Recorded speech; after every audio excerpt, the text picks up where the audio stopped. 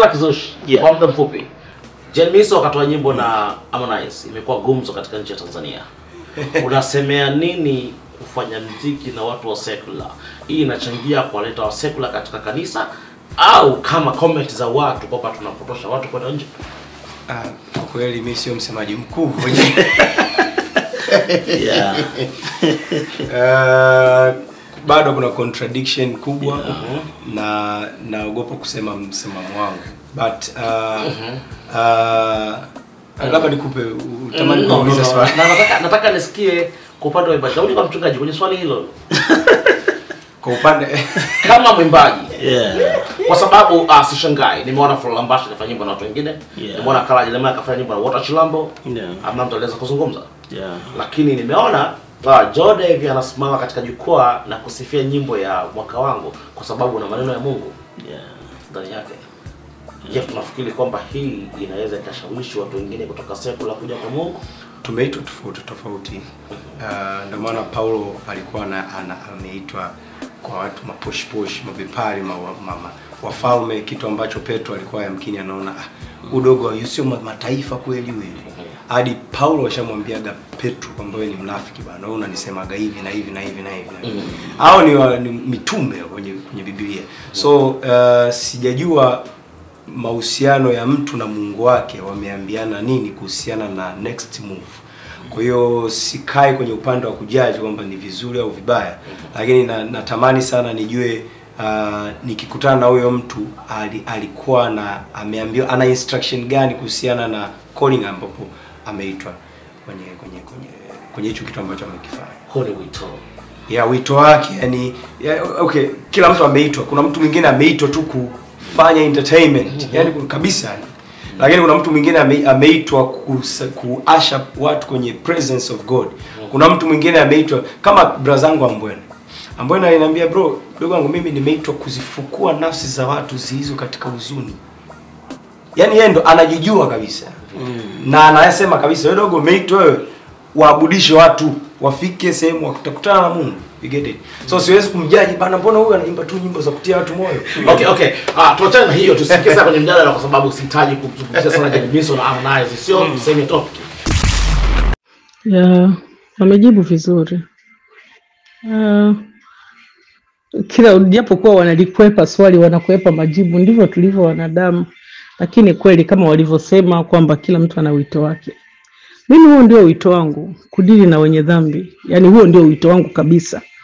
Na ndio maana ukisikiliza hata nyimbo zangu ni za toba. Ni za ibada, za kuwaleta watu kwa Mungu. Sikumbuke uovu wangu mimi, rehema za hakuna zitaji. Kwa hiyo mimi huo ndio wito wangu kabisa.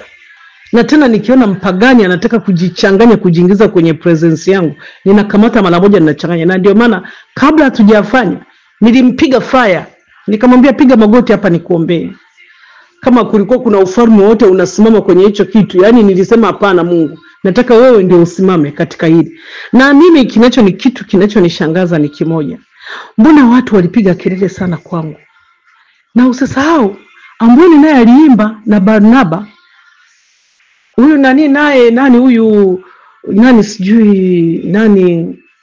huyu Water Chilambo aliimba sijui na Paul.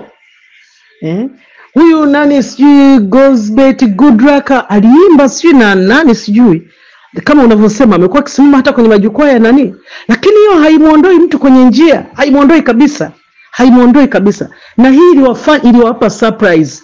Hata hao vijana wa Bongo Flava walielewa kabisa kwenye injili kuna watu wako hatari sana, wako moto. Bwana we. Moto wa Mungu hakuna mtu anaweza akauzima hata siku moja. Haijawahi kutokea na wala haitakaa itokee. Moto wa Mungu ni moto wa Mungu tu. Hakuna wewe kupambana na moto wa Mungu. Otherwise wewe mwenyewe kama umeamua kujipeleka kama mbuzi wa kafara. Lakini kama umedhamiria kabisa kuinua ufalme wa Mungu, hiyo kazi lazima ifanyike. Yaani hata wengine tu mimi nataka akijileta tu ninaye kabisa. Na tena hii ilinifanya kwanza hiyo mimi kwa upande wangu kwanza hiyo. ilinifanya nilitafakari vitu vingi sana. Ilinifanya nikajiona natakiwa kuongeza kiwango kingine kabisa. Ndio maana nimenyamaza kimya. Watu walikuwa wanafikiria yuko wapi? Kunyamaza kwangu kimya, mimi nilinyamaza siku nyingi.